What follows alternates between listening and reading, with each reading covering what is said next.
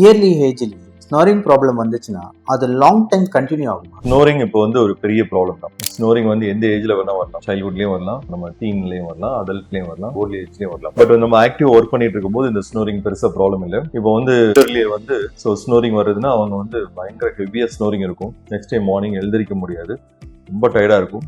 So எந்த வேலையும் அவங்களால பண்ணுறதுக்கு ஒரு இன்ட்ரெஸ்ட் இருக்காது. வெயிட் இன்க்ரீஸ் ஆகிட்டே போகும், வயிறு ஊதிட்டே இருக்கும். இப்பயும் ஒரு மந்தமாக போதை போட்ட மாதிரியே இருப்பாங்க. மறதி வரும், எக்ஸ்ட்ரீமாக கோவம் வரும், பிபி இன்க்ரீஸ் ஆகிட்டே போகும். அதனால வந்து எல்டர்லி ஸ்னோரிங் இருந்து அவங்களுடைய ஆக்டிவிட்டீஸ்லாம் பாதிக்குது, பிபி ரைஸ் ஆகுது, சுகர் வருது, எப்பயும் டயர்டாக இருக்கிறாங்கன்னா அது கண்டிப்பாக ட்ரீட்மெண்ட் எடுத்துக்கணும்.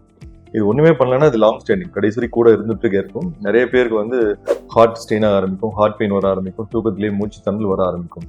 கண்டிப்பாக ஸ்னோரிங் வந்து ஓல்ட் ஏஜில் அதிகமாக இருந்து அவங்களோட டெய்லி ரொட்டீன் ஆக்டிவிட்டீஸை பாதிச்சா கண்டிப்பாக டாக்டரை பார்த்து ட்ரீட்மெண்ட் எடுத்துக்கிறது நல்லது. உங்கள் சிம்பிள் டே டு டே ஆக்டிவிட்டியில் உங்கள் லைஃப் ஸ்டைலை சேஞ்ச் பண்ணாலே, டயத்துக்கு சாப்பிட்றது, ப்ராப்பராக தூங்குறது, கொஞ்சம் எக்ஸசைஸ் பண்ணுறது, கொஞ்சம் பிரீத்திங் எக்ஸசைஸ் பண்ணுறது, இது பண்ணாலே அதனால வர காம்ப்ளிகேஷனை கண்டிப்பாக இது பண்ண முடியும். ரொம்ப விவரங்களுக்கு நீங்கள் எங்கள் பேஜை கண்டிப்பாக ஃபாலோ பண்ணணும்.